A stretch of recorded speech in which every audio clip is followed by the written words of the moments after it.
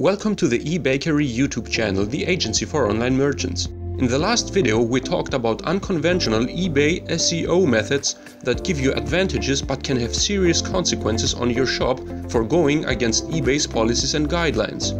Today we'll talk about another method that is also considered to be at least in the gray zone. It's about the so-called listing changing. Here's how this works. The basis of this trick is to list a product with an obvious value and sell it for a lower price.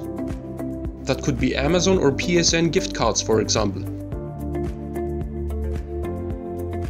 Let's say that a gift card costs €15 but is sold for $14.90. One would suspect that this seller is a scammer. That's not exactly the case. It's noticeable, however, that this gift card is among other listings that have nothing to do with this category. So what's this all about? First, you need to understand how the Cassini search algorithm functions. It ranks keywords that are given in the search bar. It means that suitable products are shown in a certain order depending on the number of sales, watchers and popularity of the product. A seller's goal is to rank as high as possible with these keywords, preferably on the first page of the results. To reach this goal, the seller needs a product that has a wider range than the product he really wants to sell. Amazon gift cards are very popular in such cases, since the seller doesn't have to pay for storage or shipping.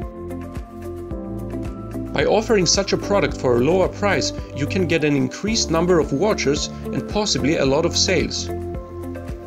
Now the first response is, the seller is actually losing money, so it's not exactly a scam. In the long run, however, the seller can still make money with this practice.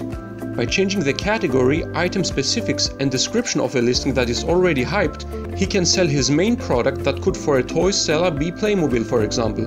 What's important now is that the sales history of the previous item is still included in this listing.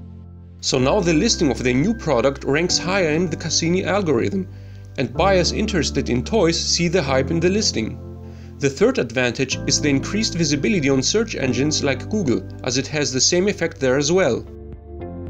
So the money that was lost by offering gift cards for lower prices has been a small investment, considering all the benefits.